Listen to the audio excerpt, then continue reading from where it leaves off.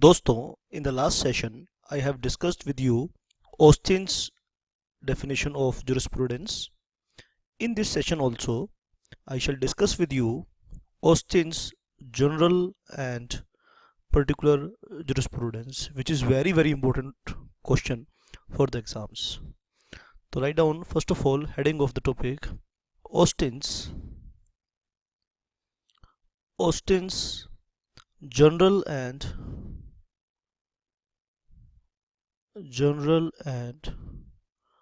particular.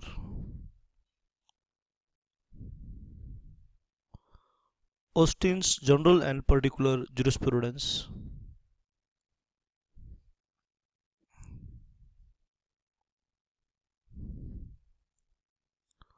General and particular jurisprudence. आइए इस concept को हम यहाँ पर अच्छे से समझेंगे और कोई भी आपका डाउट है आप मुझे ज़रूर फीडबैक देना इस सेशन को. This is very technical session और इस सेशन को समझने के बाद ठीक है, आइए आप मुझे ज़रूर फीडबैक देना कि आपको ये सेशन कैसा लगा और जो भी आपके डाउट हैं वो मुझे बताना. मान लीजिए दिस इज़ होल वर्ल्ड और इसके अंदर कुछ कंट्रीज़ हैं.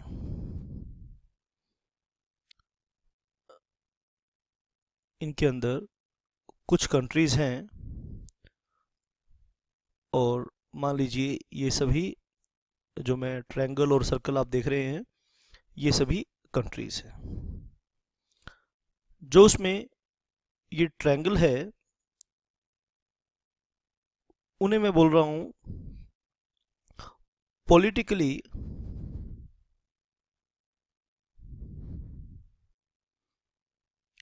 unorganized and immature system. Politically unorganized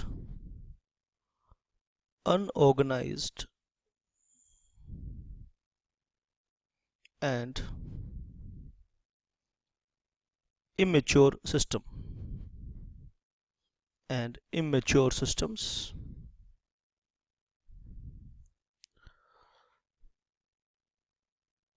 और जो ये आप सर्कल देख रहे हैं ये वो कंट्रीज़ हैं जिनके बारे में हम क्या कह सकते हैं, they are politically organized, they are politically organized. ठीक है, politically organized and immature and developed systems and developed systems.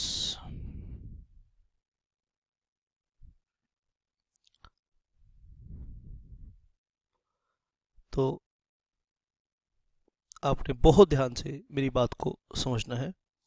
Politically unorganized and immature systems and politically organized and developed systems. These systems also exist in our world and these systems are also exist in our world. This is our world. ये हमारी दुनिया है और इस दुनिया में जितने भी देश हैं, जितने भी राष्ट्र हैं, हम उन सभी राष्ट्रों को दो श्रेणियों में बांट सकते हैं. तो ऑस्टिन जब जनरल एंड पर्टिकुलर जुरिस्प्रूडेंस की बात करते हैं तो वो उन सिस्टम्स की बात करते हैं which are politically organised and developed system. अब यहाँ पर इन देशों में जो जुरिस्प्रूडेंस है या हम कह सकते हैं जो लीगल सिस्टम है, जो लॉज हैं, उनको हम दो पार्ट पे डिवाइड कर सकते हैं. जस्टिन ने उन सब लॉज को दो पार्ट पे डिवाइड कर देंगे. ठीक है, एक पार्ट को हम बोलेंगे यहाँ पे जनरल जुरिस्प्रूडेंस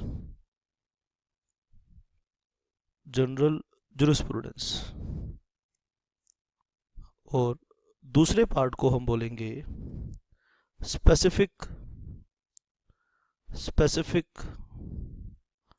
या आप कह सकते हैं पर्टिकुलर.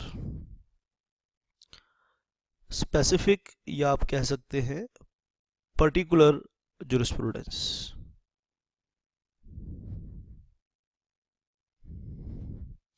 जनरल jurisprudence या पर्टिकुलर jurisprudence, तो जितने भी politically organised and developed systems हैं, जब इनका लीगल सिस्टम बनाया जाता है, ठीक है, तो in the legal system, in their legal system, in their legal systems,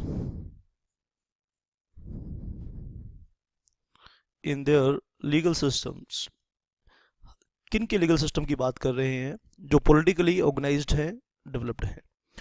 In their legal system there are certain common rules, there are certain common rules on which legal system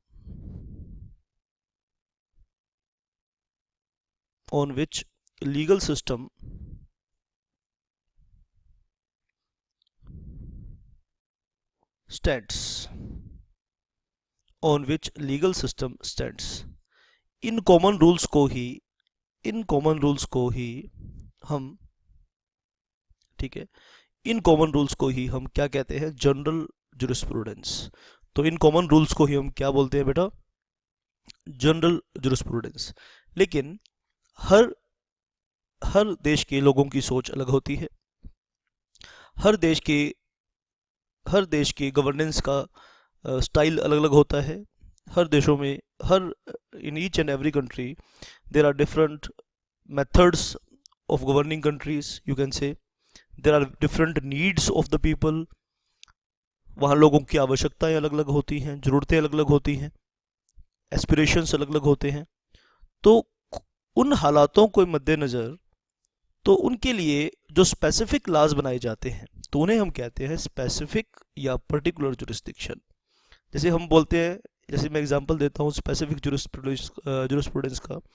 जैसे आप देखिए, Indian contract act 1872 is a specific jurisdiction. तो Indian contract act 1872 India के context में पास किया गया, ठीक है. तो एक और मैं बोलता हूँ कंपनीज एक्ट 2013. तो ये इंडिया में जो कॉरपोरेट्स हैं उनकी रिक्वायरमेंट के अकॉर्डिंग ये लॉ बनाया गया. तो देर आर स्पेसिफिक जुरिस्प्रूडेंस, यानी वो स्पेसिफिक जुरिस्प्रूडेंस जो होता है, जो स्पेसिफिक लॉज होते हैं, जो उस किसी एक particular politically organised and developed system के लिए बनाया जाए, उसे हम कहेंगे स्पेसिफिक जुरिस्डिक्शन. और लॉ बनाने के, लीगल सिस्टम को खड़ा करने के लिए कुछ जनरल रूल्स हैं, कुछ जनरल बातें हैं, और उन सब बातों को मिलाकर हम कहते हैं जनरल जुरिस्प्रूडेंस. और जो जनरल जुरिस्प्रूडेंस हैं, आप जितने भी politically organised and developed system में देखेंगे, तो वो जो जनरल जुरिस्प्रूडेंस के प्रिंसिपल्स हैं वो हर जगह आपको कॉमन मिलेंगे. तो जो बातें हर सिस्टम के, हर उस political organised and developed system के पार्ट हैं, तो उसे हम कहेंगे जनरल जुरिस्प्रूडेंस. और जो किसी एक कंट्री के स्पेसिफिक सर्कमस्टांसिस के अकॉर्डिंग कोई हम लॉ बनाते हैं, तो उसे कहते हैं हम स्पेसिफिक जुरिस्प्रूडेंस. तो this is the concept of Austen's general and particular jurisprudence. आइए, एग्ज़ाम में हमें कैसे लिखना है इसे मैं वो भी आपको बता देता हूँ. एग्ज़ाम में आपने कैसे लिखना है, आइए हम उस बात की थोड़ी चर्चा करेंगे. चलिए, jurisprudence then in such a knowledge or such a system of generalization about the actual laws of one or more countries. Austin, while recognizing that every system of law has its own specific characteristic differences, yet discovered certain common and general principles in all politically organized and developed systems, as distinct from immature and politically underdeveloped systems. ठीक है. तो Austin ये मानते हैं, ठीक है, Austin ये मानते हैं, शाबाश, जितने भी पॉलिटिकली ऑर्गेनाइज्ड सिस्टम्स हैं उनमें कुछ बातें, कुछ डिफरेंस होते हैं और कुछ बातें उनमें कॉमन होती हैं. He describes these common basic laws and principles as general jurisprudence as distinct from laws obtaining within one particular legal system. In other words, Austin bifurcates jurisprudence in two parts, general and particular jurisprudence. By general jurisprudence, he meant the philosophy of positive law. Positive law, the phrase which was borrowed from David Hume. Actually, David Hume was the first philosopher who used this term. And according to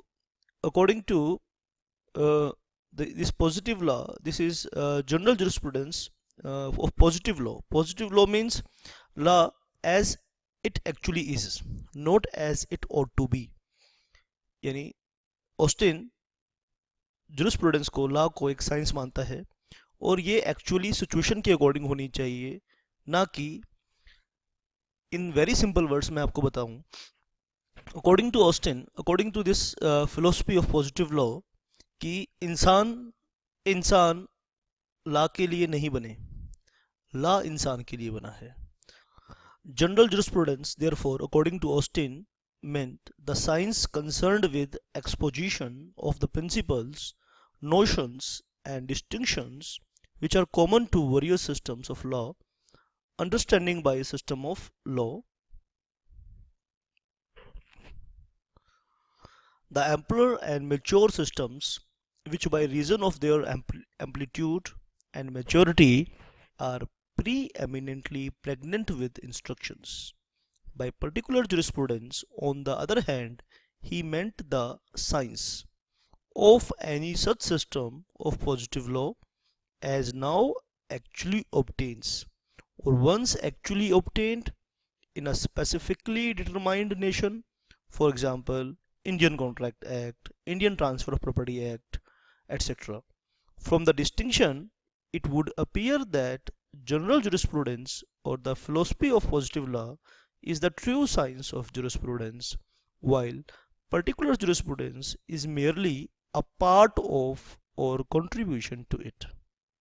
Indeed, each specific law or statute contains within itself the philosophy underlying the law, including the particular directives, do's and don'ts to promote morality और realise justice.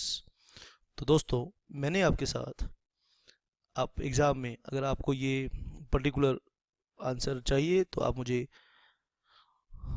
WhatsApp में अपना email ID बोलेंगे तो मैं Austin general and particular jurisprudence को आपको दे दूंगा. आप इसे लिख भी सकते हैं, नोट भी कर सकते हैं और लर्न कर सकते हैं एग्जामिनेशन पॉइंट ऑफ व्यू से.